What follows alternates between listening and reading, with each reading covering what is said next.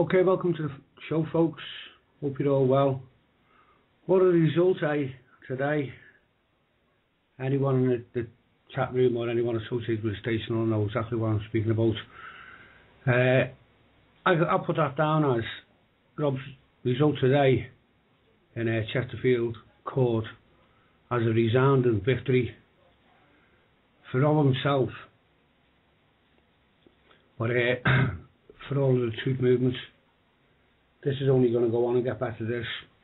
And I'd just like to, I've spoken to Rob off air, but I'd just like to add my congratulations to everybody else's with regard to the case today. Rob, you're a legend, mate, you know that, oh yeah. But I do have another theory on this as well, you know, why we're so lenient with Rob. Because anyone who knows him and anyone who's heard his shows, I've got a feeling that the magistrates may have took pity on Rob's would-be fellow inmate. I mean, we all know him. Imagine having to share a cell with him for 6 months or 3 months. He'd be setting fire to the cell, pots, pans everywhere, pasta all burnt, smoke everywhere, playing Oasis 24/7. That's not to mention the weird noises from the bodily functions. Oh no! I think his cellmate would be pleading with the governor to put him in solitary confinement or something. But he knows I'm only messing. Love you like a brother, Rob. Great result today, mate. Okay, let's get on with the show. Tonight's show, we've got Marcus Allen, UK publisher of Nexus Magazine. Marcus came about as a guest via Pippa. She contacted him. So really, I don't take any credit for it. It's all Pippa's work, this. She's been in contact with Marcus and he's kindly agreed to come on the show. So for the first hour or so, I'm going to take a back seat myself and let Pippa and Marcus chat about different things.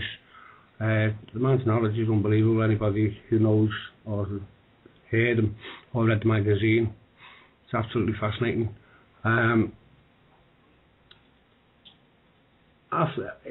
While Marcus and Pippa are chatting, a bit later on, I'm going to bring David Lloyd in. He's a fellow Scouser.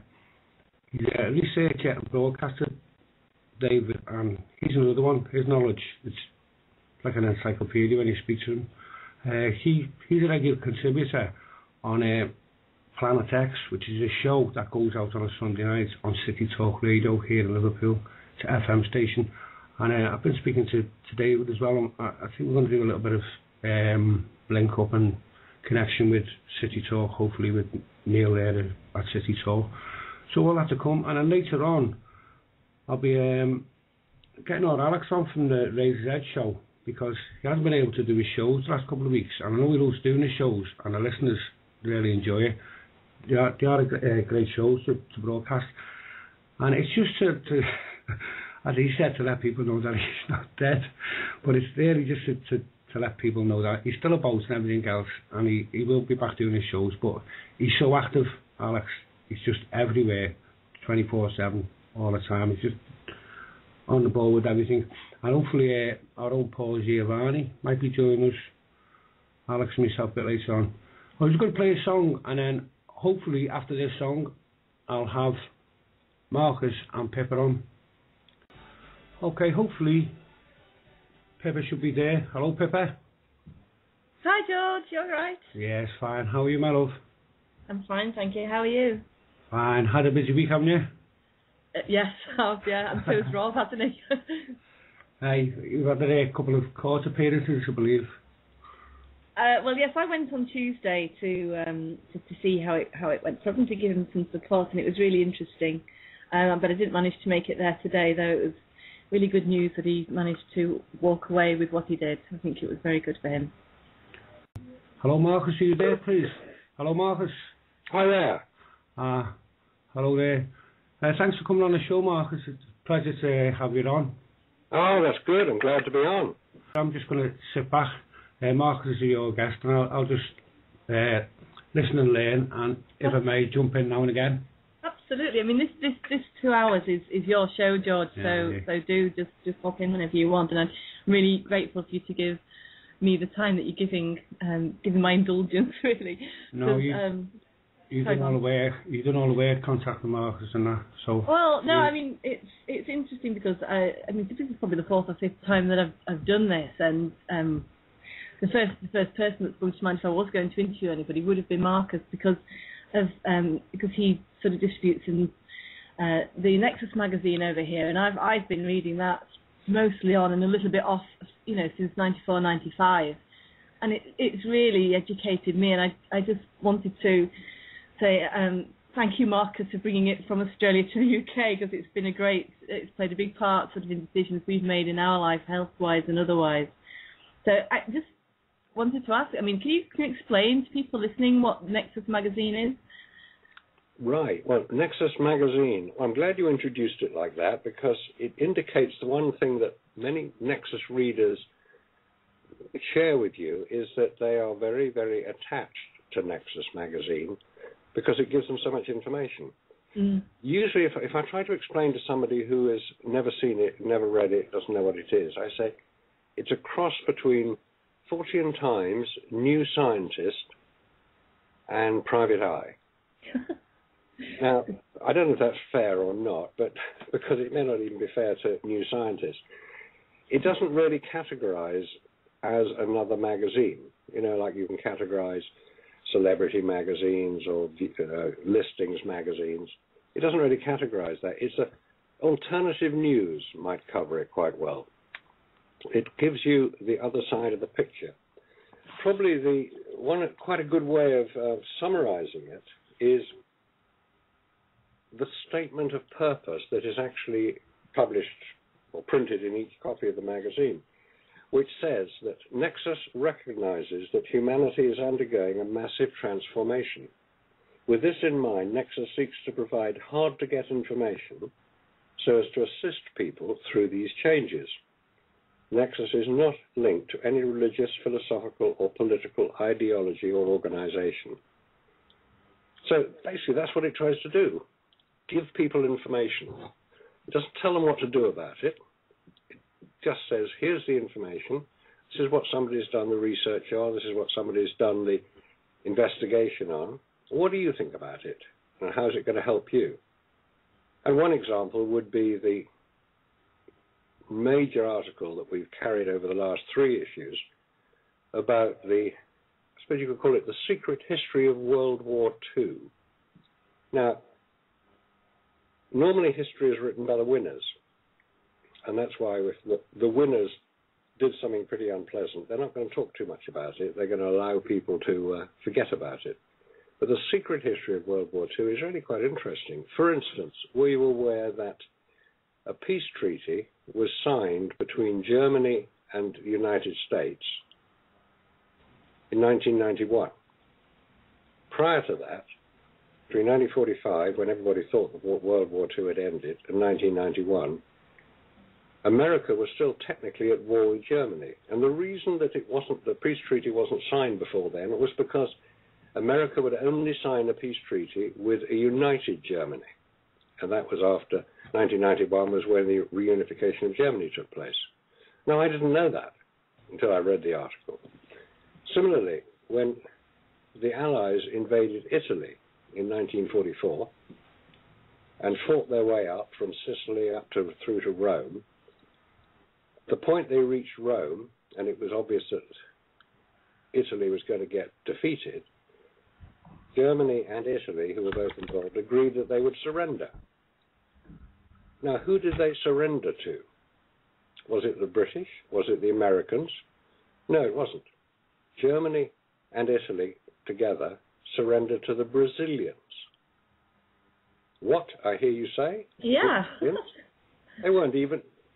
Now, most people would say the Brazilians weren't involved in World War II. But they were.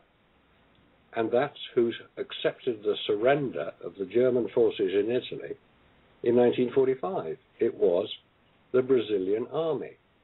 And the reason for that was because Americans were not trusted by the Germans, nor the British. They weren't trusted to the extent that the Germans did not feel that the Americans and the British would actually keep their side of the bargain. So they wanted a third party involved, hence they got the Brazilians. So I'm only going through that really to say, there are things that we don't know about our history. We can go into the Philippine gold that was hidden in the Philippines by the Japanese during the war. The Japanese had invaded China, and their main activity was actually fighting the Chinese. It wasn't fighting the Americans in the Pacific, as everybody thinks it was. The Japanese were busy occupying and being very brutal in China. And one of the things they did was to basically strip out as much of the gold that they could find as possible. And where did they put it? In the Philippines, because they weren't able to ensure that their ships could get through the blockade the Americans were setting up around Japan. So they hid them in the Philippines, and it was there at the end of the war. It was hidden pretty well, and they were quite cunning about it. They hid it under cathedrals and hospitals and schools, the sort of places which you would reasonably be expected not to get bombed by an invading force. And so they were quite secure. And they found out about it quite by chance, because this was a huge amount of gold. I mean, more than there is in the world today was hidden in the Philippines. The Americans eventually discovered it by the simple expedient of capturing the chauffeur, the driver of the general in charge of the operation, torturing him to the extent that he managed to tell them where it was all hidden. Gosh. And also, the only Japanese general executed as a war criminal was that general who was in charge of the disposal of Japanese gold in the Philippines. It was discovered eventually, but not all of it, and it was used for nefarious purposes by intelligence services and non-governmental activity. So again, this is what Nexus tries to do. It provides information that assists people in finding out things that are of interest to them. And to go back to where I started, the whole Nexus saga, I was actually working at a very nice job, been there for a long time. I worked for Toyota, the Japanese car importer. I was working there, and one day I got called in for what I thought was my annual appraisal. What it actually turned out to be was I was being made redundant, along with about 25 other people, because the Japanese parent company had taken over the distribution of Toyota vehicles in the UK, which was operated by a company called Toyota GB Limited. And because Japanese management structures are different from European management structures, they wanted to remove some layers of management, and I happened to be one of those layers. So I got given a big check and told to piss off, which is what happened. That was 93 that happened. Right. So what do you do when you've been, you got a big check, you can live for a few months, but not forever. And see, I looked around and I thought, well, I can sell cars or bits of cars. And I just come across this strange magazine called Nexus. It's shown to me by a friend of mine down in Glastonbury. Well, it's the obvious place to be shown it, isn't it, really? And I thought, well, if I like Nexus, and I did, but I couldn't buy it in the UK, I thought, when I was looking around for something to do, well, perhaps other people might like it as well. And I found out it was Australian. That's where it originated.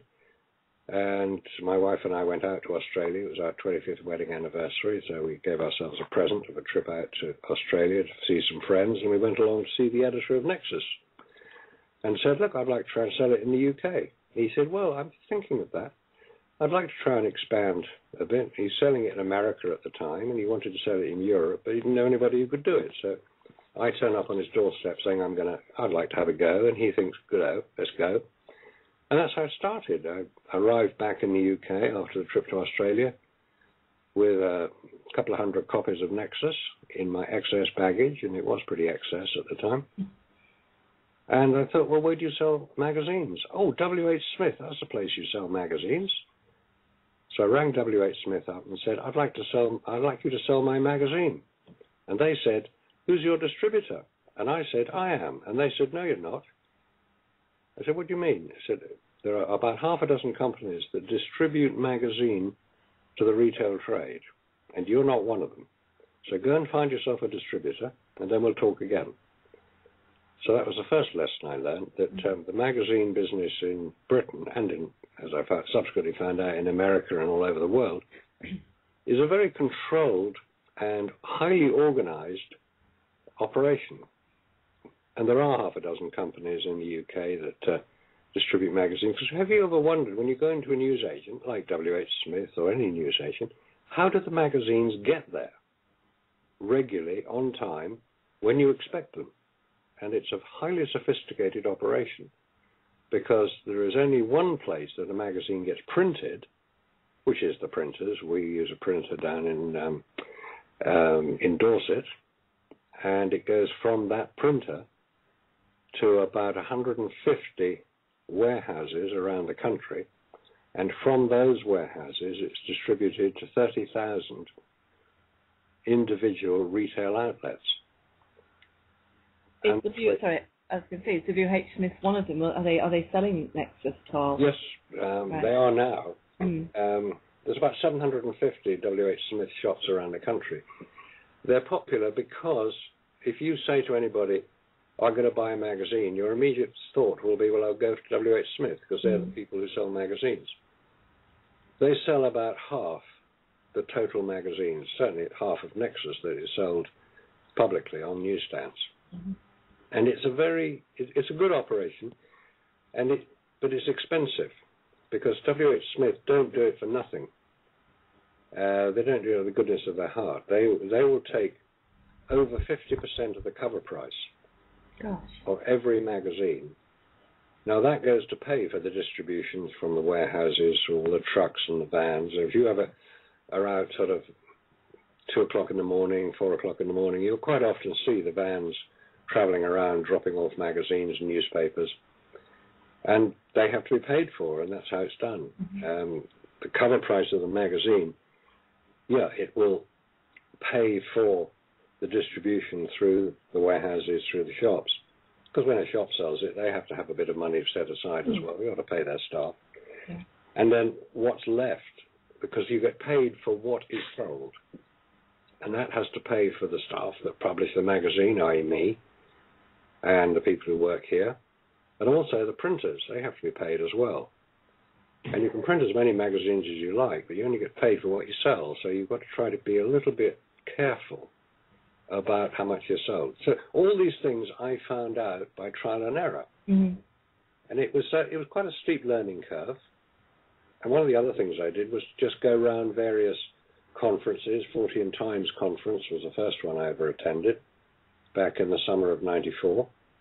And every time I found a conference I thought the people attending it might like to see Nexus, I would truck along and pitch up at the conference and sell the magazines and the books, and that's how I just carried on. So what's the sort of readership level? How many magazines, or is that sort of commercial information? No. I'm always, I'm very happy to say how much. I mean, we print about 20,000 copies, of which 12,000 copies are sold, and the rest are pulped. Right. And it's turned into newsprint again and comes back out again the next issue, I'd imagine. Great. So how has that grown? Have you seen sort of, is it just sort of gradually increased over the years since '94, or have you had years, say, after 9/11 maybe when readership went up, or years when it goes down, or has it just been a steady increase? There was quite a dramatic increase when we first started, but obviously Nexus was the first time anybody had seen it, and they were keen to buy it, because the places I went to display it and promote it were the sort of people who would be interested in it. So it started quite well, but it really took off when I eventually found what I'd been asked to find by W.H. Smith, a distributor, which I did by the very simple expedient of phoning up Graham Birdsall. I'm sure many people remember Graham. He was the publisher and editor of UFO magazine, and he had already got UFO magazine onto newsstands. So I knew Graham. I phoned him up and said, "Who do you use to sell your magazine?" And he told me who it was. It was a company called USM down in Streatham in London. So I went to see them, and they said, "Yeah, we'll give it a go," because obviously it's business for them as well. And they got Smiths to agree to take it, which was very nice. And I thought, well, it's all very well getting it into the shops, but what you've got to do then is tell people that it's there and they should go and buy it. So I thought, what would be the best way of letting people know? And I thought, a nice interview on Radio 2 might help. So I got hold of Derek Jameson, who died a few months ago, who was running his late show at the time on Radio 2. And he agreed to have me on for half an hour. And he asked about it, much the same as we're talking now. And that issue, which was the first issue that appeared on the newsstands, is still the best-selling issue we've ever had. So the power of radio is significant. A lot of people listen to the radio late at night, which is when the Derek Jameson show went out, about midnight. And it gradually settled down to a fairly predictable figure. It increased gradually over it launched in 95 on newsstands. Over the next five years, it increased gradually. And then if you remember back to the millennium and the millennium bug and all the things that were going to happen at the millennium, and when we all got through to the next year, nothing much happened. You know, the hospitals didn't break down, the traffic lights didn't stop working, the satellites didn't fall out of the sky. There was a bit of a lull, and gradually sales started to level out and even fall off slightly until 2001, September 2001, 9/11, which of course reignited the whole interest in conspiracies and who really did it, and that increased sales, which have increased basically over the last 8 years, quite gradually, because there is a very hardcore Nexus readership out there. And I would say the readership is about 30,000 at the moment, because each magazine, we actually did a survey a few years back and asked that question: how many people read your copy of Nexus? And the average was 2 to 3 people read it, each individual copy that is sold, hence the 30,000 readership. Now, that's quite significant. That's the sort of people who read Nexus are not necessarily the sort of people who are going to read some of the celebrity magazines, maybe, or just going to sit and watch television. They're going to be people who are interested in what they see going on around them and want to find out more about it. And that's where Nexus comes in. That's what we do. We increase people's awareness. Absolutely. It gives them the tools, I think, certainly speaking for myself, to go off and find more about the subject. I mean, we've got a household of 4 here, and it gets read at least twice. And I have a friend a few streets away that tends to ask, wants to try to see if you've got any extra, Nexus magazines to read. So sorry, I'm probably doing you off a bit of business there. But no, it's fine. Because people talk about it, like you do. So somebody comes in, has a look at it. What's that strange-looking magazine? And so it goes on. That's how, because people come to Nexus when they're ready. Yeah. You can't force somebody to read it. You can't say, oh, you must read it. Well, you can say it. Oh, you've got to read Nexus. It's so good. And they look at it and think, what do I want to read about crop circles for? What do I want to read about all this stuff for? I'm not interested in that. It does depend which edition you get, because there's so many, the scope of subjects that it covers is so varied, through to health, to exopolitics, to UFOs, to crop circles, to ancient history, to modern history. I do force myself just not to pick and choose the articles that I read, but I do force myself to read everything. So I expand my knowledge. I read about things I would not normally have ever read about. And I've also, from the book reviews at the back, ordered some great books, just on the say-so of, who's been reviewing it. Yeah. One of my favourite books is Who Built the Moon, which was a great recommendation from Nexus. That's a great book. Oh, I'm glad. Yeah. It's super. And I sort of was saying to you earlier that we've made sort of health decisions based on articles that I've read on trans fatty acids, microwave food, vaccinations. Yes. Certainly, we've made decisions about things like that. It's encouraged us to research more. Just a reminder, our guest tonight is Marcus Allen, UK publisher of Nexus Magazine, and Marcus has just been having a chat with our very own Pippa, so hopefully both of them are still there. Hello, Pippa. Hi. Hello, Marcus. Yeah, definitely still here. Wouldn't miss it for the world. Excellent stuff. So, go on, Pippa, carry on from where you left off, please. Yeah, I was going to ask,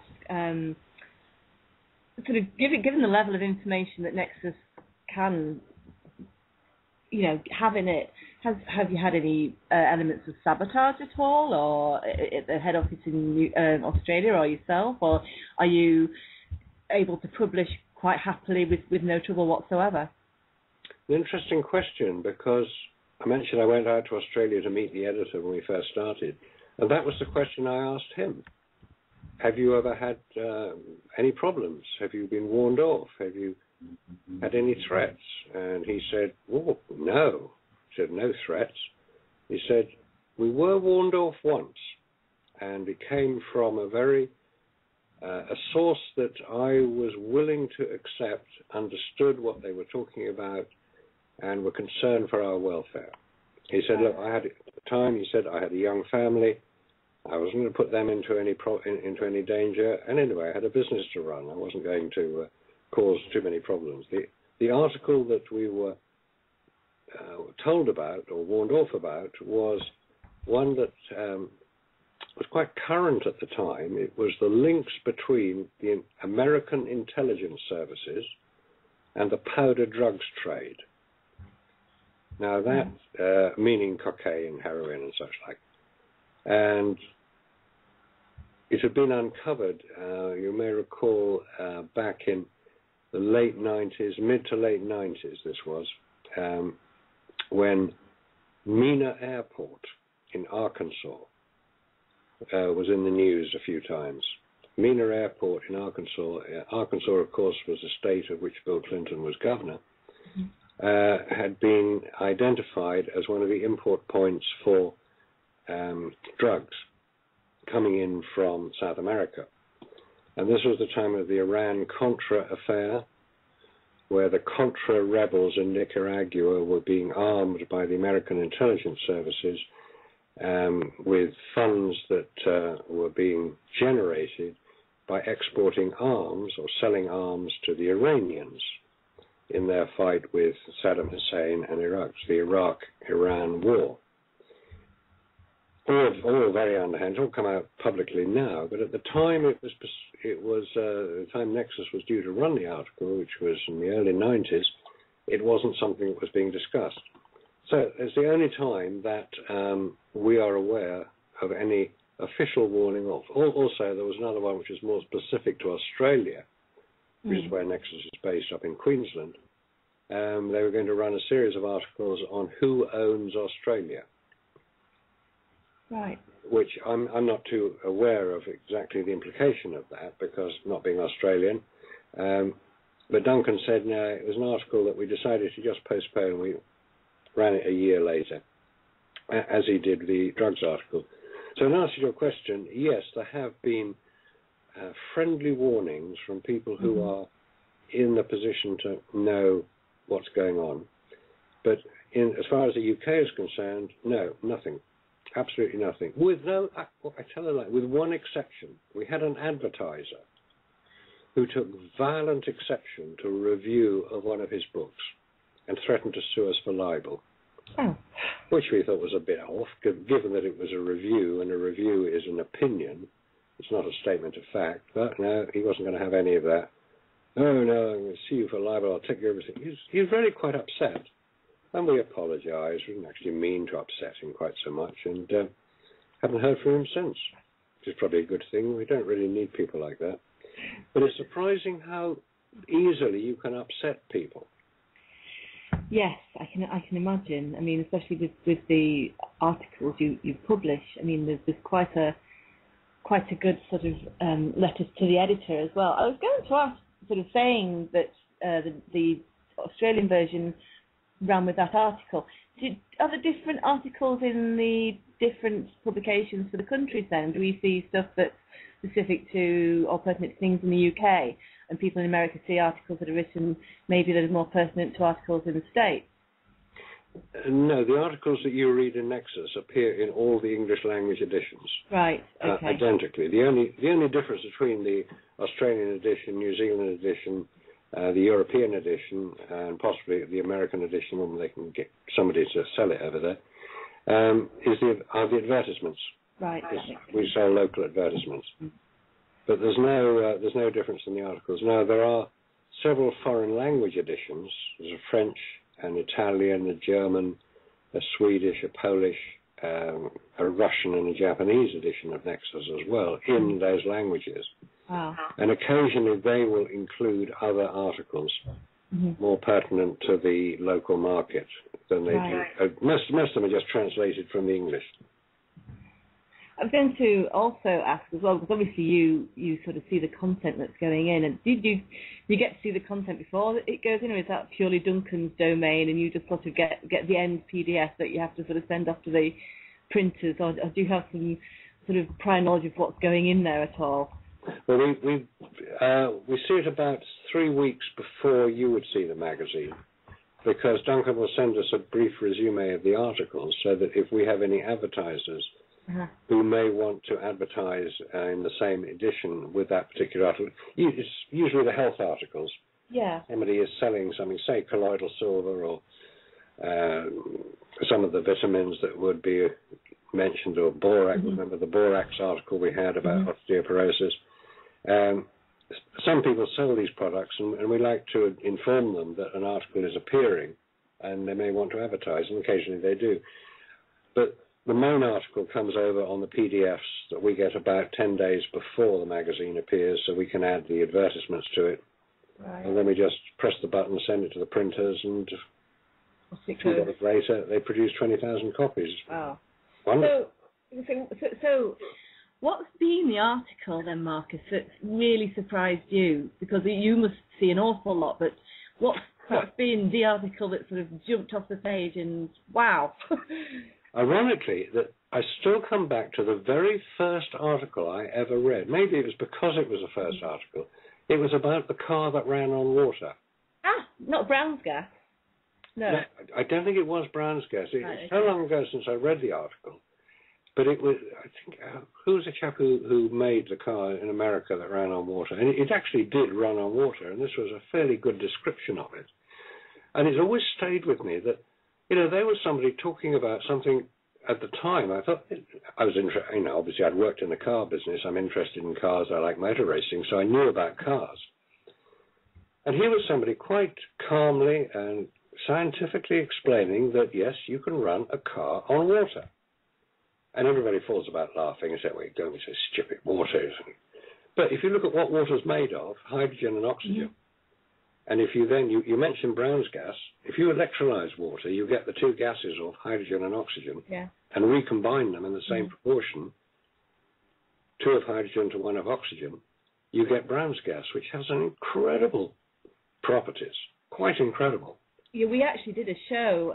One of the first shows me and George did was on Brown's gas. I live on the east coast of Yorkshire, and we have lots of oil refineries that come in from Europe.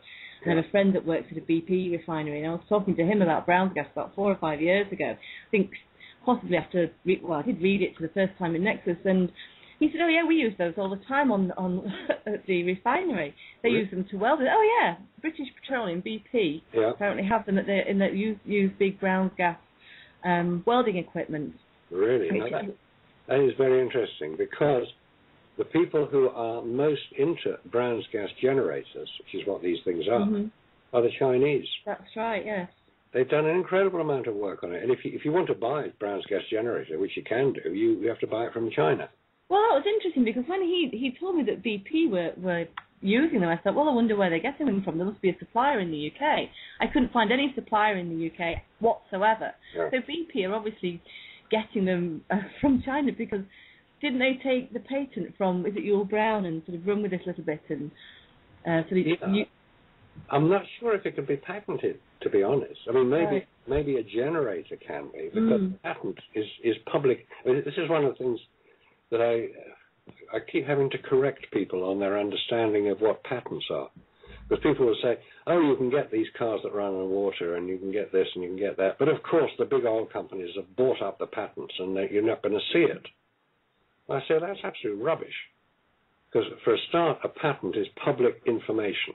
You can go in, the patent office in London is in Chancery Lane, just off Fleet Street, and you can go in there, you can read every patent ever granted. All the descriptions, all the explanations. What most people confuse that with is the license to use the patent. Right. And that you have to pay for. If you've got go along and find something like a car that runs on water, and somebody has patented the idea, I don't think they have, because it's not patentable. If you wanted to, you can buy the license to use the information.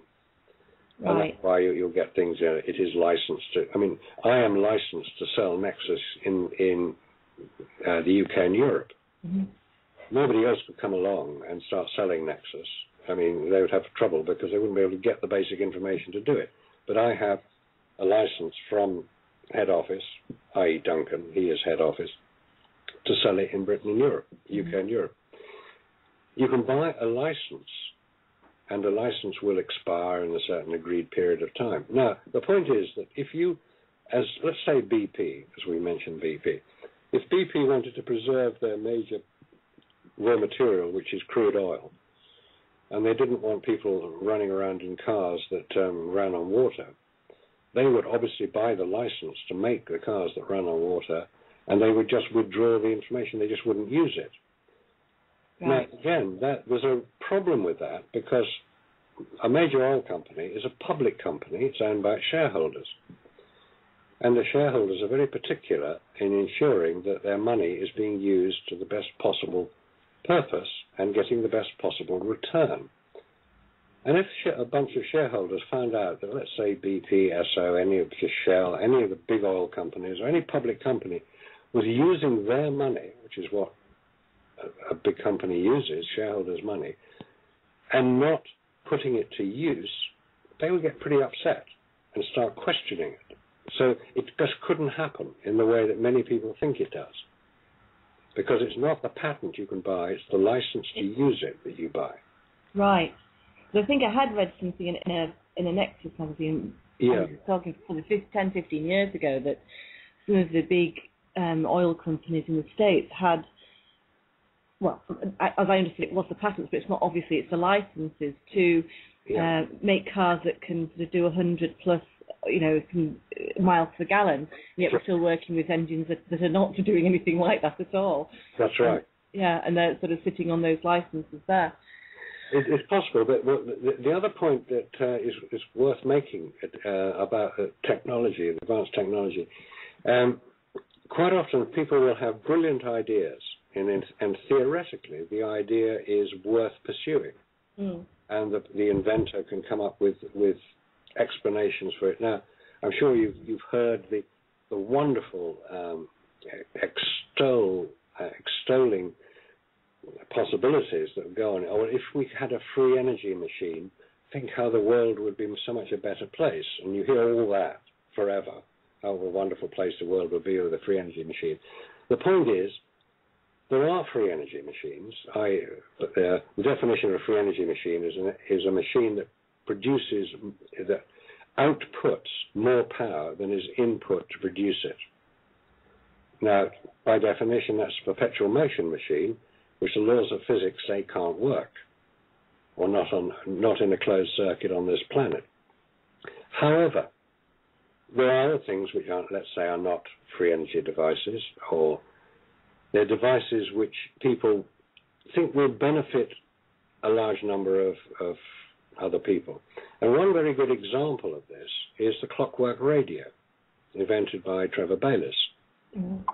Now, he developed the idea of the wind-up radio, having heard how much it costs people in Africa to buy the batteries to run their transistor radios, and it was one of the very few ways in which information could be spread over a large area through wireless, through radio. Mm-hmm.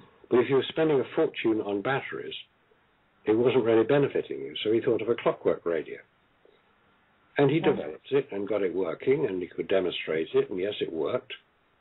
But nobody wanted to manufacture it. Now, what then happened was that he appeared on Tomorrow's World. This is how long ago it was, about 20 years ago. And some people at Reading University saw the program and agreed to help Trevor Bayliss develop the mechanism that would power the battery. Because what Trevor Bayliss hadn't been able to do was he would spend 10 minutes winding the battery, winding the radio up, and he would only play for about 10 minutes, which wasn't much help to anybody. Mm-hmm. So what they then did was to be able to get a mechanism which you could wind up for 5 minutes, and it would play for half an hour. And that was a much better operation. Then he went round manufacturers in Britain, and nobody was interested. Nobody wanted to know. It was eventually manufactured in South Africa at the instigation of Nelson Mandela. Wow. And it was manufactured by disabled people because it was a relatively simple operation.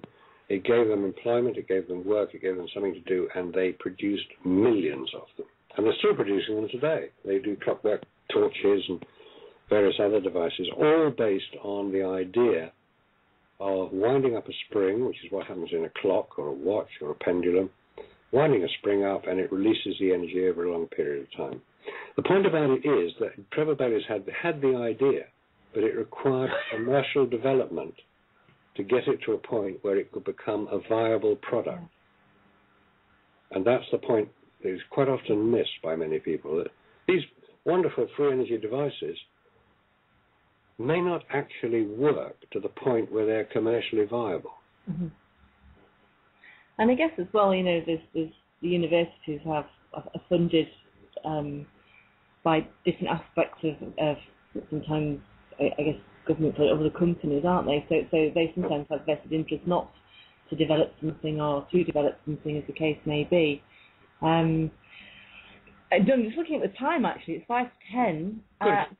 Just I know that's really gone quickly, Marcus. Can I just ask, last question, if there's anybody out there that has a fantastic idea or wants to get some information across and wants to see their article, their own written article in Nexus, what do we do to get this information into Nexus Magazine? You go to the Nexus Magazine website, which is very simply nexusmagazine.com, and there is specific information on submitting articles to Nexus.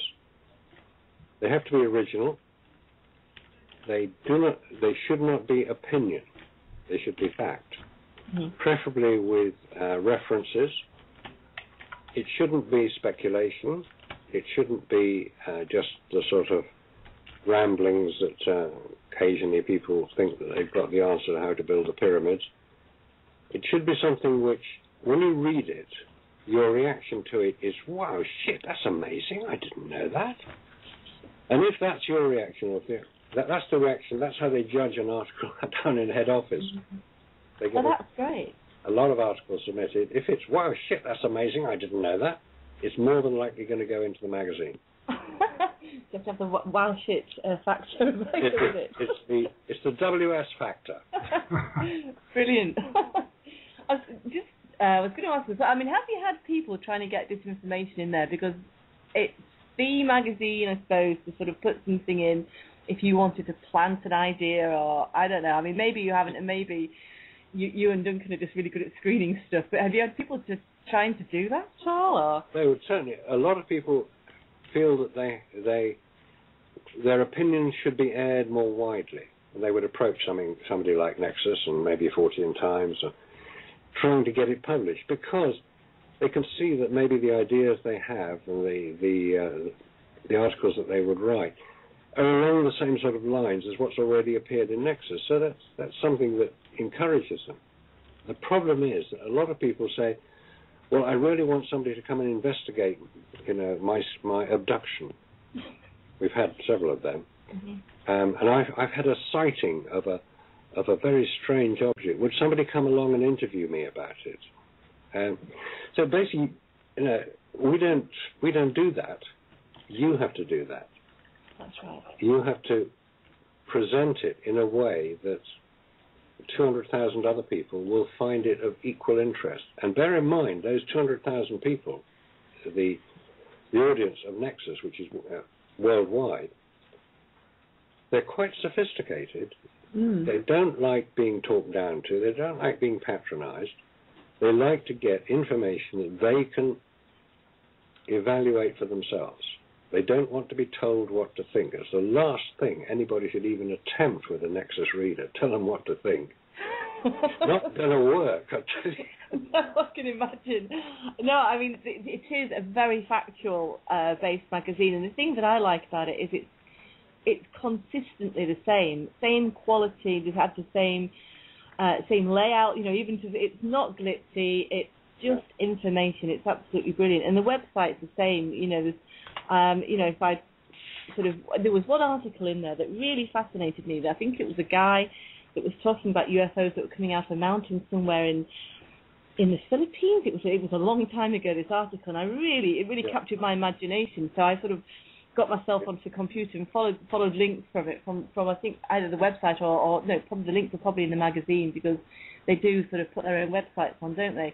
And you can sort of just go and really sort of find out for yourself. And well, thank you, Marcus, for bringing it over to the UK, because it certainly you know, formed me and my opinions, and armed me actually with a lot of information when people sort of said things, and I thought, actually no, that's not right, because I know about that because I read it in Nexus. Bizarrely enough. Oh, that's great. Yeah, no, it's been really great, and I appreciate you coming on. Do you want to stay on for a little while, or do you need to get off, or? Could stay on for a little while, yes. Yeah, okay. Interesting, yeah. George, have you got any questions at all? What I'm going to do, if I may please, Pippa, is I'll put a song on, and I've got David Lloyd from City Talk Radio, who is a contributor to the Planet X show, and I know Dave's busting a bus. I think Dave's actually been on a couple of shows with Marcus in the past, on radio shows. Right. Yeah, are you familiar with Dave? So is that okay with you, Marcus, if we bring him on after this song? That'd be great. That'd be great. No, that's fine. Look forward to that. Okay, then that's what I'll do then. Well, thanks, George, and thanks very much, Pippa. I really enjoyed that. Oh, thank you, Marcus. It's been really lovely talking. There's plenty more where it came from. Brilliant. Right, you stay there if you will, please, Marcus, and you, Pippa, and I'll bring Dave on, hopefully, just to let you know, we've got Marcus Allen, publisher of Nexus Magazine in the UK. We've got our Pippa, regular contributors to the show, and hopefully also I've got a fellow scouser on. David, are you there, mate? Hello, David. I'm here. Can you hear me? Can you hear me, George? Loud and clear. Are you okay? Can you hear everything yet, mate? Can you hear me? Hello, mate. That's great. Thanks, George. Okay. Just to let the listeners know, Dave's a researcher and a broadcaster as well on City Talk Radio in Liverpool. Planet X show goes out on a Sunday evening. Also, Dave has a Facebook page called Celebrities Against Aerosol Spraying and Weather Modification, where he's got a few celebrities on there. Dave, could I just ask you, please, mate? Are you using the speakers, or are you using the speakers, or are you on your headset? I'm on my headset, but the thing is, this headset is a very cheap headset.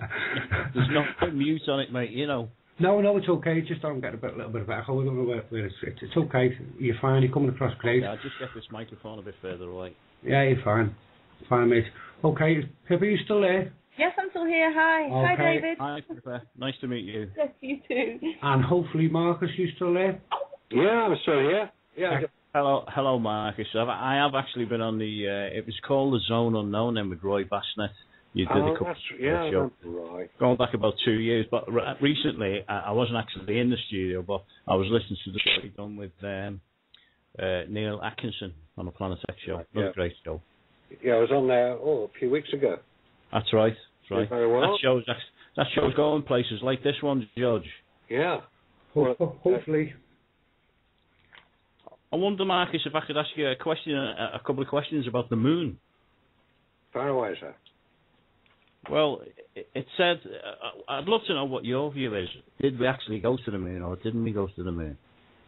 I don't see the evidence to support the contention that NASA claim that we went to the moon, because if the only evidence that they produce to support that are the photographs and the films,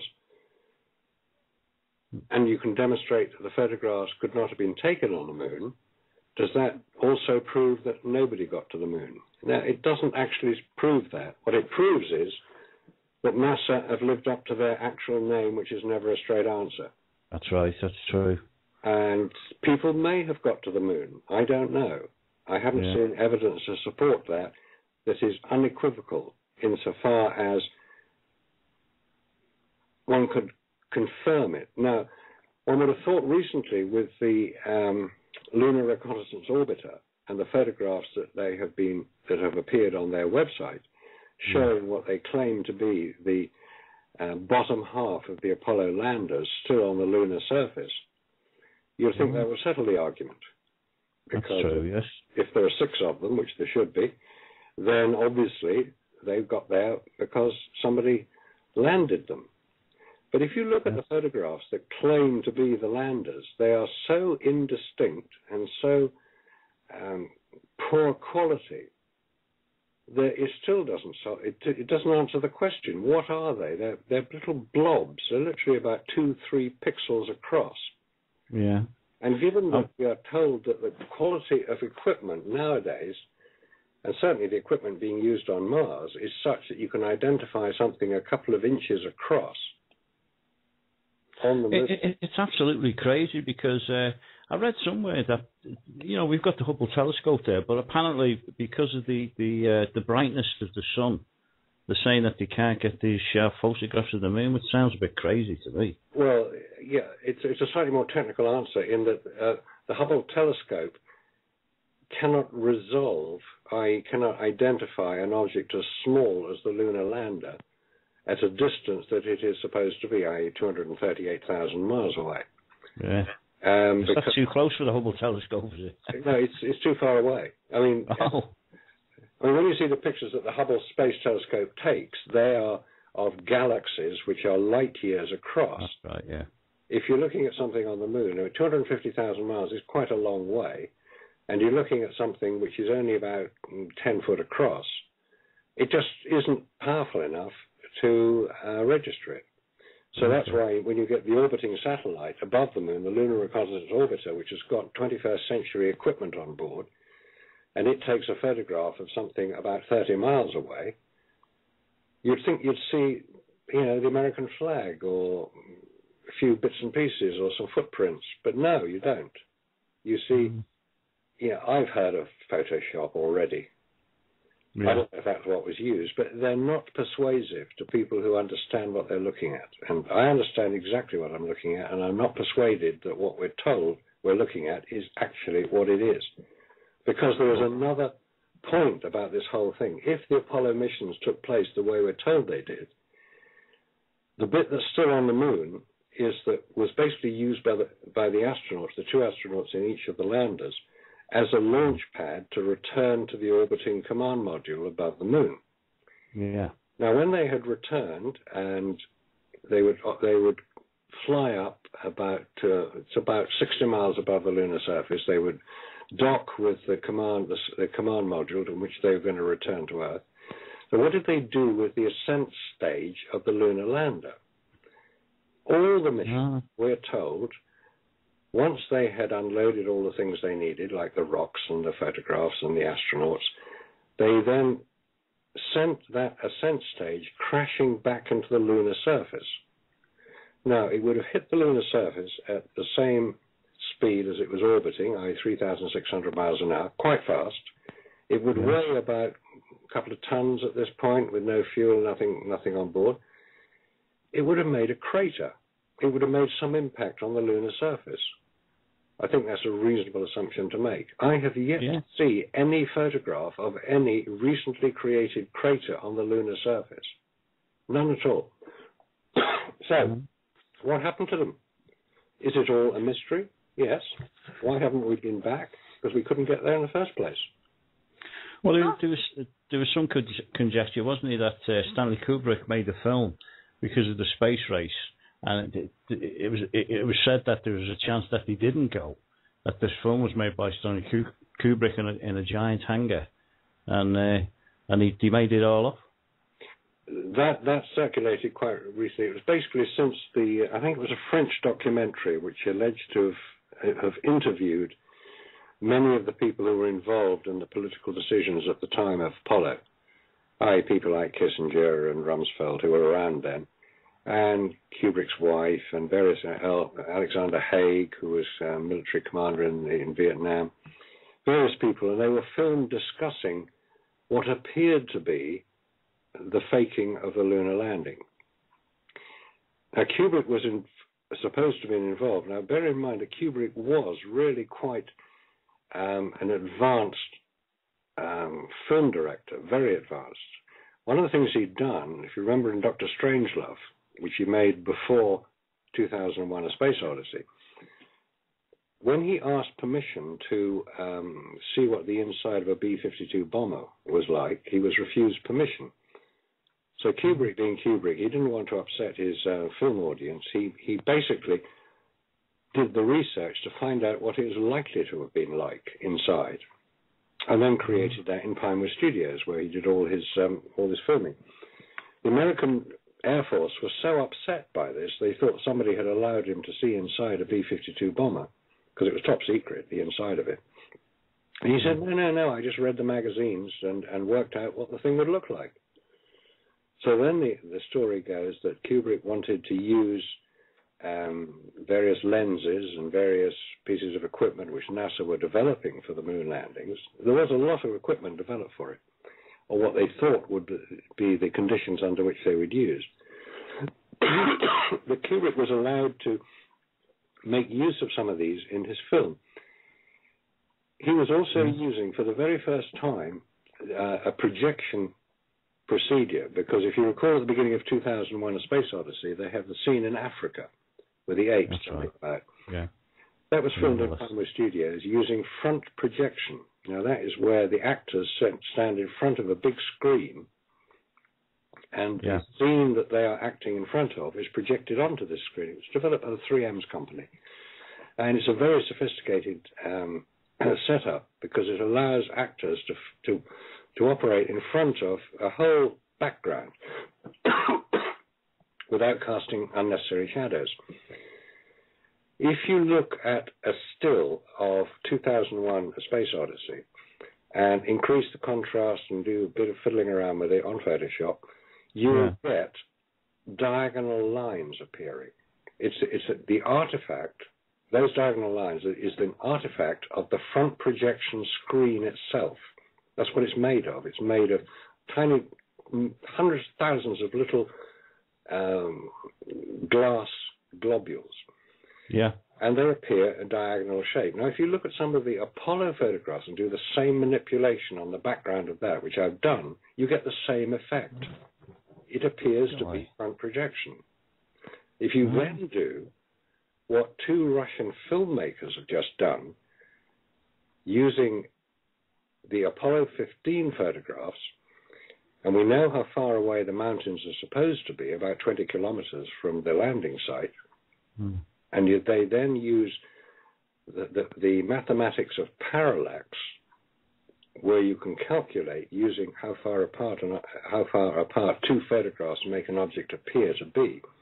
Using parallax, they have determined that the objects are a few hundred feet away, not 20 kilometers away, indicating it's filmed in a studio. Now, the point about it being filmed in a studio is very simple. Yes, it was filmed in a studio. There was nothing secret. We're not talking Area 51 here. We're not talking anything like that. We're talking Virginia. Langley in Virginia was one place they filmed. They did it down in Houston, in Texas. They did some in Florida. They did some over in Seattle, in California. They were the test beds. They were where the astronauts were training to do what they were expecting would be the conditions they were going to operate under. It was filmed. It was photographed. It was debriefing later. Don't put your foot there. You've got to put your foot there. That's quite legitimate. No problem at all. I was under the impression that we did go to the moon, but not when they said we went to the moon. Yeah. So in other words, we did go and we didn't go. We didn't go when we thought they did go, but they may have gone at a later date. But then there's still the elements of the Van Allen belt, isn't he? The radiation belt. Of course, that's the big stumbling block, because astronauts might be willing to take the risk of going through the Van Allen belts, which are radiation. If you were flying in Concorde, you probably didn't know, but there actually was a radiation meter carried on board all Concordes. Oh. And it was for the protection of the crew, not for the passengers, because the crew would fly more often at that level, 60,000 feet, about 12 miles up. The Van Allen belt actually started about 250 miles up, above where the International Space Station is. The point is that if astronauts were willing to go through the Van Allen belts, it was their own risk. They were all military men. They were just obeying orders. The point is that you have to, if you're going to take photographic film through, you have to protect it. You have to stop the radiation reaching the film, which is why all photographic film, for those who remember what that photographic film was like, it's all digital now. It's quite different. But photographic film all had an expiry date on it. Not because it was going to go off like a piece of cheese, but because if you kept a piece of photographic film around for long enough, it would pick up enough background radiation to damage the film to the extent that Kodak didn't want to get sued for people whose pictures didn't turn out properly. And I actually had a film that was about 10 years out of date, and I just developed it to see what it was like. And sure enough, it was not it was fogged. It was a bit soft. That's what it looks like. So you do have to, if you're going to claim that people went to the moon at the time they claim, using the equipment that NASA told us they used, you have to answer the question, how was the film protected?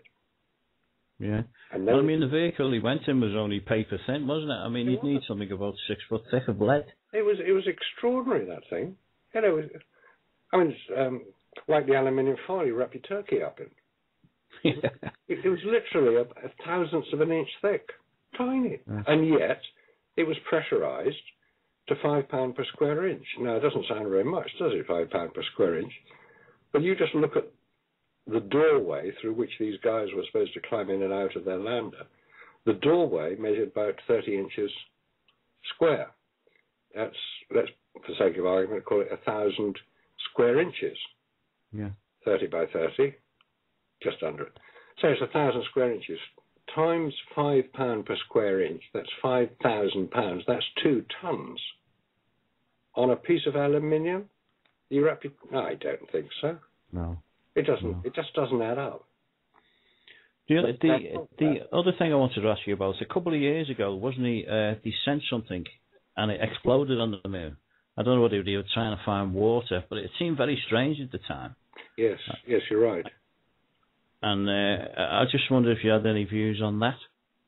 Well, it seems a very unfriendly act to go around exploding bombs and crashing rockets into the surface of the moon. How do we know there's nobody else up there? That was another thing I was going to talk about, because all over YouTube, and we know things can be photoshopped, but there's film of ruins, there's film of UFOs leaving the moon with high-powered telescopes taking. Something's going on. Makes me think.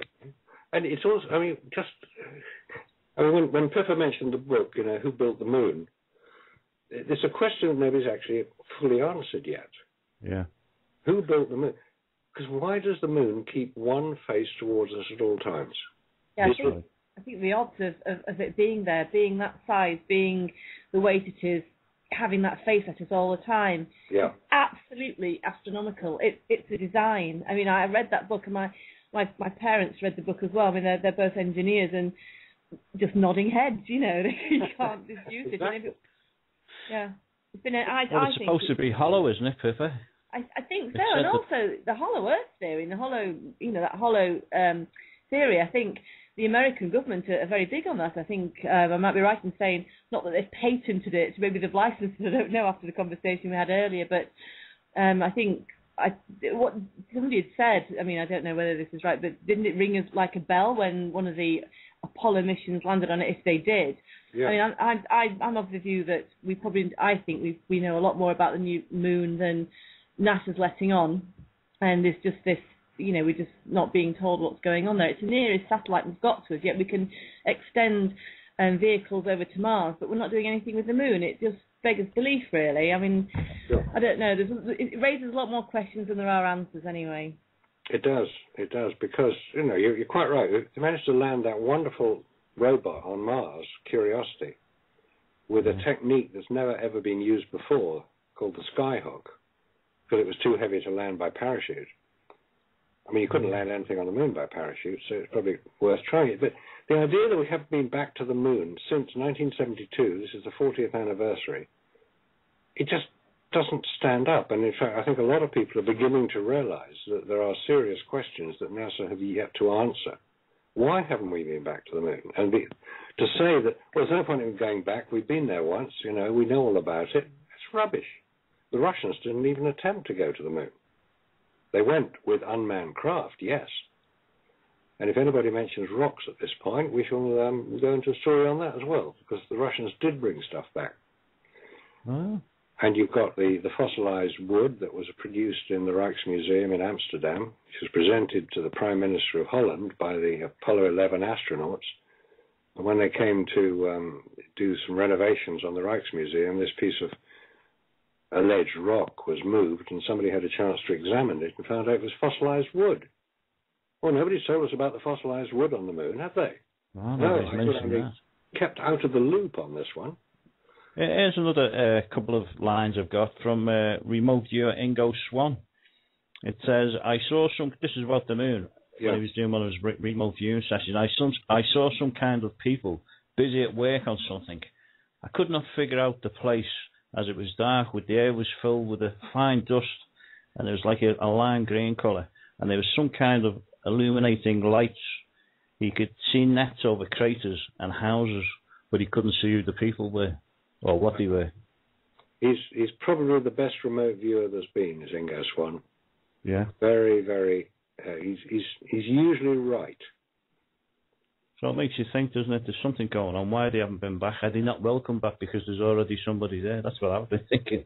Well, the story that we've been warned off, I think, is probably as good as any. Yeah. As Armstrong is alleged to have said, and I haven't seen the transcript, so I don't know, but he's alleged to have said, yeah, we knew that we weren't welcome. We were there for a quick scoop and back again. We were warned off. Yeah. Well, is it? I can't think of the other guy, the other astronaut, and he was talking to one of the other guys, supposedly on the moon. He says, "Can you see them over there?" And he said, "I can see them. Best not talk about it." Yeah. But that would suggest that they've been to the moon then. Well, that's what a good point. I'm glad you mentioned that, Dave. Very good point, because if you say that is true, say it was Armstrong that said it, he must have said it on the moon, therefore he must have got there. So what's all this nonsense about they didn't get there? It's a very interesting way, but I've yet to see the transcript of that. Now, I've read the whole transcript of Apollo 11, because every single second almost was recorded. And you can go onto the NASA website. It's nasa.gov. That's where all the photographs are, all 32,000 of them. And you can look that was another thing. I think there's a lady online that I speak to now and again. Her name is Maureen Cragg, and she says that any pictures that have been taken since after a certain time, I don't know whether it was 75 or 80, are all digitally produced, so they can actually mess around with them. They can make them look like what's there, what's not there, photoshopped and everything. But older photographs, you can zoom in on them, but they can't be digitally messed around with. Have you heard of that, Marcus? Yeah. I mean, that's a very logical point. But the original photographs were taken on reversal film, i.e., transparency film, and they were digitally scanned to put onto the internet, because you can't put a slide onto the internet. You have to scan it in first. Yeah.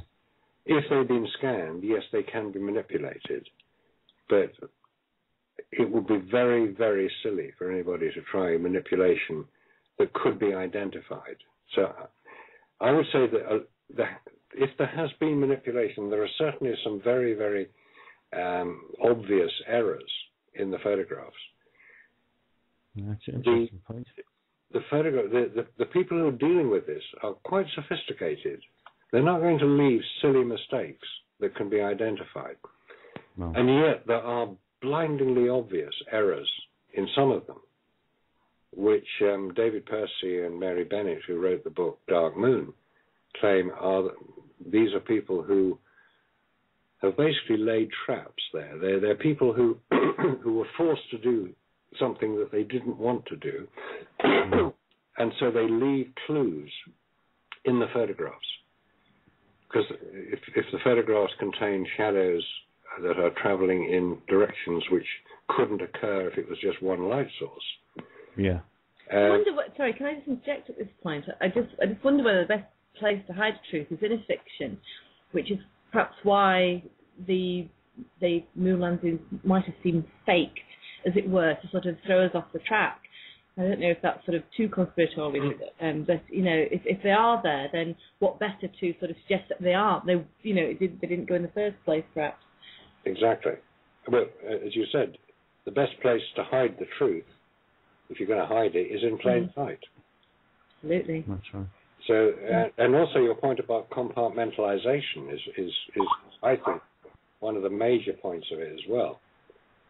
That there are so many people involved on this, and one of the questions I get asked quite often is, well, how can you possibly keep a secret from 400,000 people? Somebody will talk, because 400,000 people were the total number who were working on Apollo in the mid-1960s.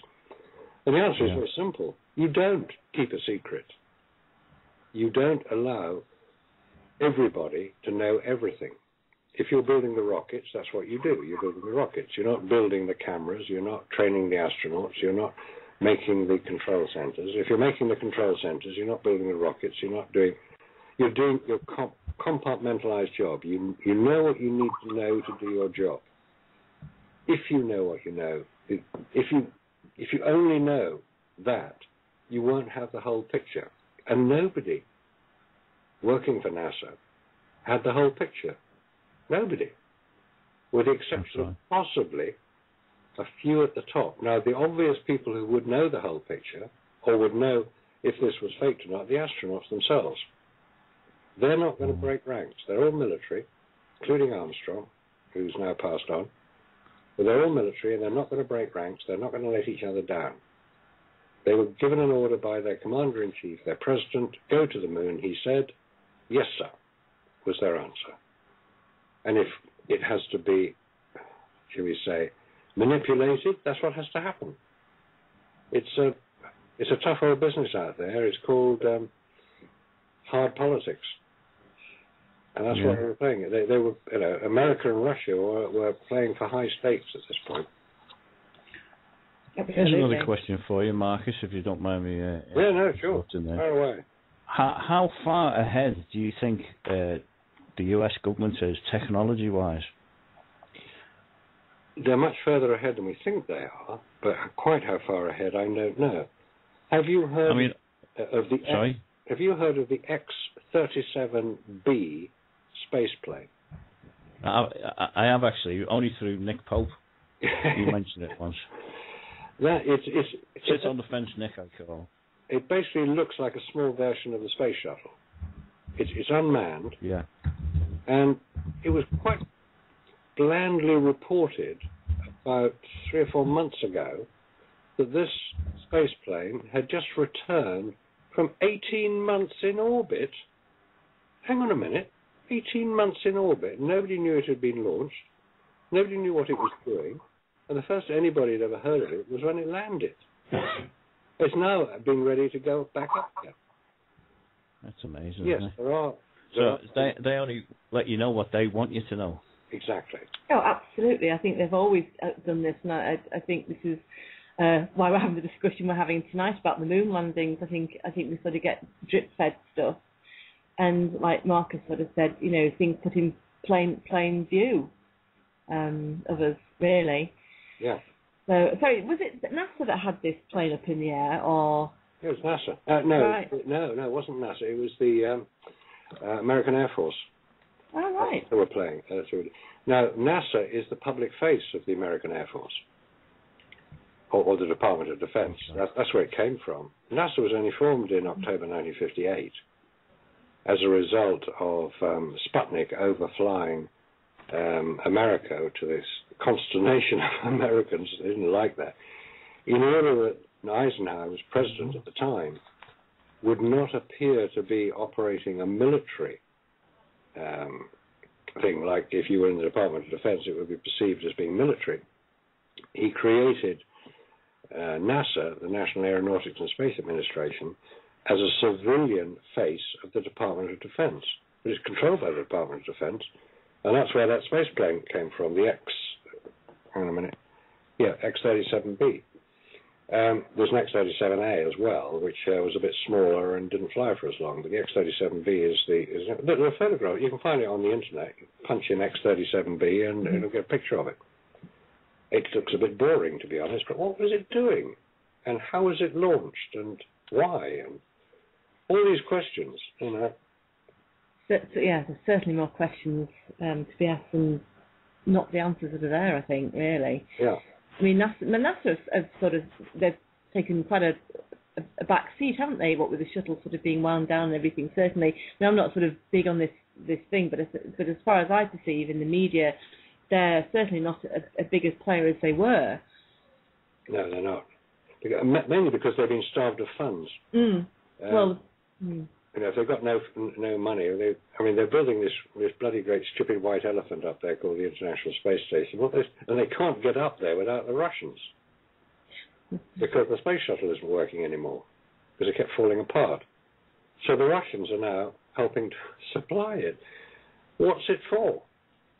It's cost $100 billion, which is probably cheap, but it has no purpose that I'm aware of.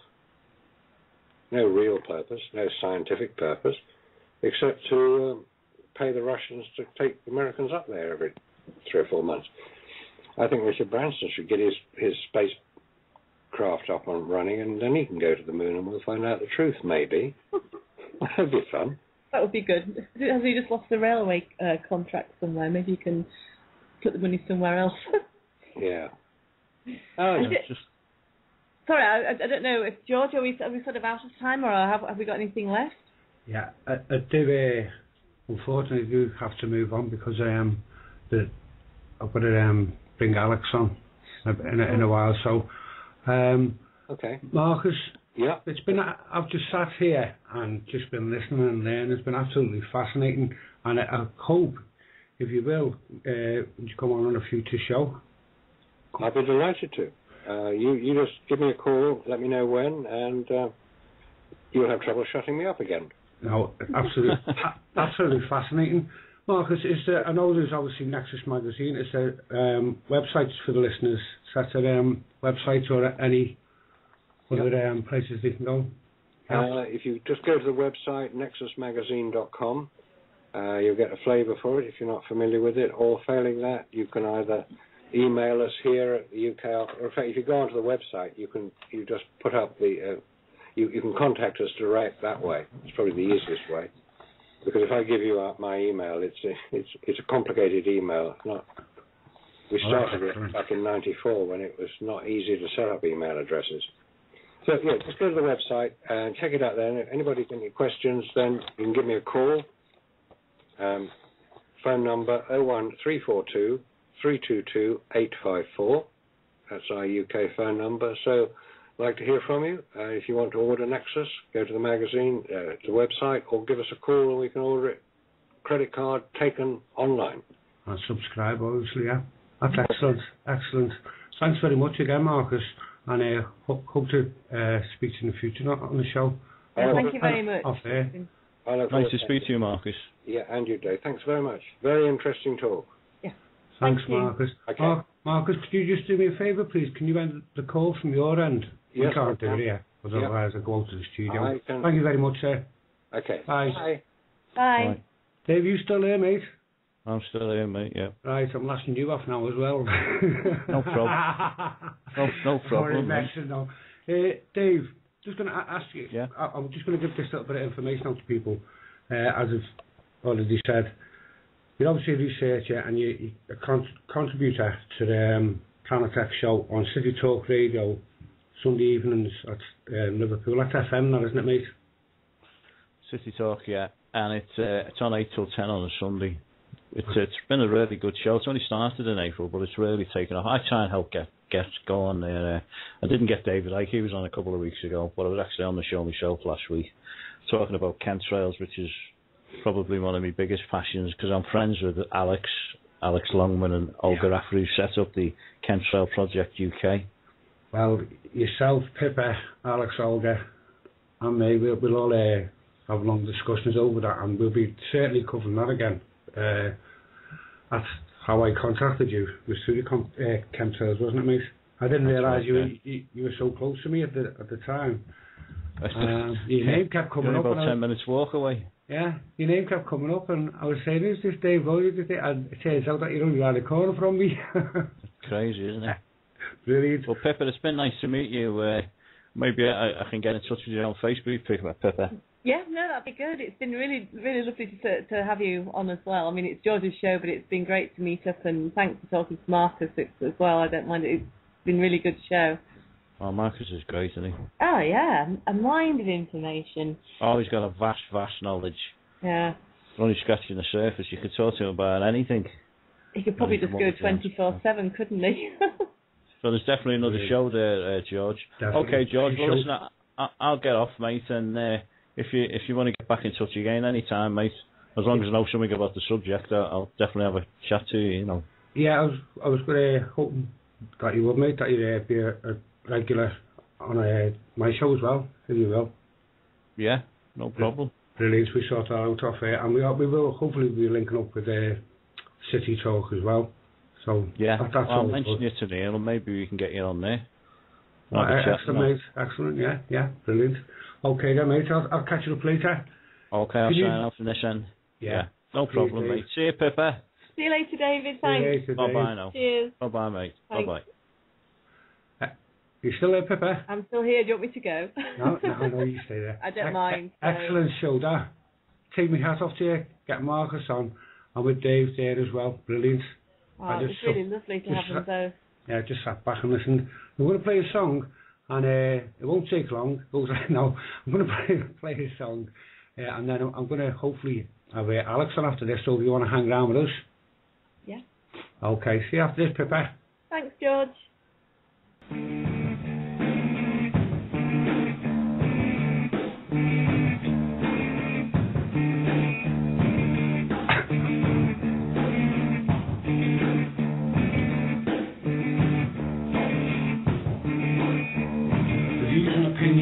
Expressed in this broadcast do not necessarily represent the views and opinions of Critical Mass Radio. I believe in free speech for myself and for others, and I intend to reserve the right to have free speech for myself and for others.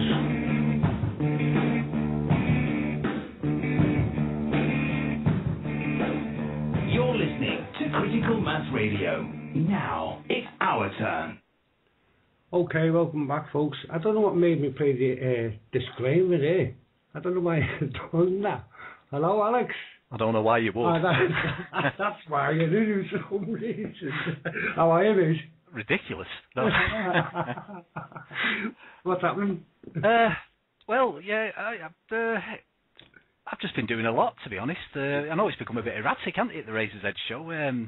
Not through not wanting to do it. It's just a case of not having too many nights off, and when I do get a night off, we seem to be having either a We Are Change meeting, a Freedom Northwest meeting, or some sort of gathering. You do the film and editing as well for the talks, like the Robs and that as well. So I know you've got a lot on your plate, haven't you? Yeah, well, I'm doing two tonight. I've got Rob's to finish off. He did a talk last night on Rob Bollocks, that is. Oh yeah. From near Wigan, Ashton. He did a talk last night on human slavery and trafficking of people. Fantastic stuff. Brilliant. Some of the stuff that we can use that he's dug up, with the about slavery and human trafficking, that we can use to our advantage unbelievable. One point he made about there was a point in the European Convention of Human Rights. It might even affect Rob with what happened to him today, because he got community service, didn't it? But if the European Convention on Human Rights says that any misdemeanor when it comes to financial matters, you cannot be made to do any work for it. You cannot be put in servitude for it. So basically, you can't go to jail. No, you can't. No, and no, you can't go to jail, but you can't be made to work as well. You can't be put in servitude. As in community service and things like that. Community service, and that's in the European Convention of Human Rights. So all these people that are getting community service for financial misdemeanors, it's wrong, to be honest, and it's not part of Britain's opt-out. You can't opt out of the Convention on Human Rights. It's another thing that I'm going to be personally looking into was the European Convention on Human Rights offers appropriate legal protection for all children, both before and after birth. Yeah. Now that brings in my personal bugbear of abortion. They're not being afforded protection, are they? Well, I posted the 2 PDF documents of the European Court of Human Rights and the Universal Declaration of Human Rights with regards to the rights of children in there last night in the chat box. Sorry, mate, go on. No, you're right. Don't make your point, George. It's all right. No, it was when they were speaking about it last night, and somebody said, why haven't children got the same rights in documentation or in law, I should say, as adults? The documentation and the articles are there in both the European Human Rights and the Universal Declaration.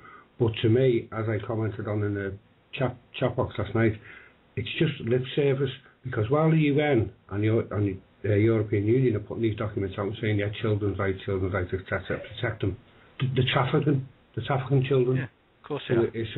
To me, it's just another example of the hypocrisy of all of it. Sorry, mate, go on. Sex slavery, there's another point that was made last night. That the British government just isn't interested. When they mouth platitudes about the sex industry and the amount of Eastern European women that are thrown all over the world and trafficked all over the world for prostitution, especially places like Israel and this country even.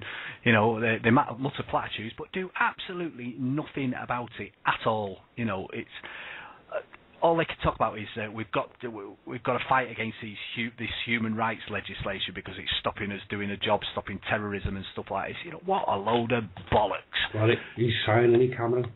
He's signing it. So we're under the auspices of everything, all the regulations, etc. from Europe. But when it comes to the human rights, oh no, we don't want that one. That gets in our way. The thing is, it's another. I know it's semantics, but rights. I mean, that implies that we're given rights. It's freedoms. As people, we should be free from, free from trafficking, free from slavery, free from harm, loss, or fraud. And these are fundamental freedoms. They're not rights to be bestowed upon us by these bastards in control. But that's the way they pull the wool over our eyes, isn't it? Truth Juice Dave was on last night. He won his case he got done for speeding or for not informing who was driving, which carries 6 points and a massive fine. He got away with it by claiming that he would have been in servitude had he perjured himself by because he didn't know who was driving, or he claimed he didn't know who was driving. It was his right to remain silent. He would have been put into servitude or slavery if he'd have been coerced into giving that information. They made his life a misery for a couple of months, but he got away with it. He's off. Dropped all charges. Was that in a court case, that? Yeah, in court. Alex, yeah. Excellent. Truth to say, from Liverpool, and that's another video I'm working on tonight too. So we've got some fantastic information coming out just lately. I mean, we've had Rob, haven't we? We Are Change and Freedom North West. He's come out with some fantastic stuff, especially with using trusts and mirroring stuff back at them. And that's the secret, isn't it? Mirroring stuff back at them, throwing stuff back at them that they're throwing at us day in, day out. Just throw it back at them. And that's, we've got some fantastic people getting involved at the minute. Freedom North West is really taking off. It's only been set up since March, but it's going great guns. And the people that were getting involved, and I was talking to Rob Bollocks last night, who's an old veteran campaigner. He's been at this for years, and he said that the amount of feedback he's getting about what we're doing in this neck of the woods, the Northwest particularly, with Critical Mass Radio, We Are Change, Freedom Northwest, that all around the country people are starting to take notice. Sorry mate, go on. Yeah, they're starting to take notice, and they're starting to say, if these people can do it, we'll start something similar in our neck of the woods. So we're becoming an inspiration. Like a template. Oh, yeah. This is how you do it. Has Rob Bollocks been on any of our shows? I'm not sure. No, but I can't see why. I can't understand why, because he's fantastic. Okay. So people, that's not really my bag. I'm not particularly good at interviewing people, so that's more your sort of thing, George, or Lisa or Paul or any of the other sort of hosts, because he's fantastic. He'll fill 2 hours, no problem. Plenty of filler there. Oh well, that's. I'll have a word with Paul about that, and either or shows get Rob on, and also I'm trying to work on getting Dave on, Tuesday's Dave on this show. He's another one, but he's had his electric cut off. He's not had access to an electricity because he's fighting. Well, he's not far from me. He can come over the water. I think he lives over the water, doesn't he? Right. Yeah, he's over your neck of the woods. Yeah. Well, you all are, aren't Everyone is over your neck of the woods lately, isn't it? Scouse Mass Radio. Rename it. Unbelievable. Those of us in Manchester, we're being ethnically cleansed by you lot. That's what we're looking at it. We are like a dash, aren't we? Yeah, you can't go anywhere. But just on the going back to the human rights, the 2 documents, the European and the Universal. You're absolutely right there, because people should look up the word, right? And this is another thing, another way you say we should start throwing things back at them, and not just in law but in language as well, because the actual etymology of it is fundament, and we know what the fundament is. So what they're basically saying, you're right. Know that you fought for. Know like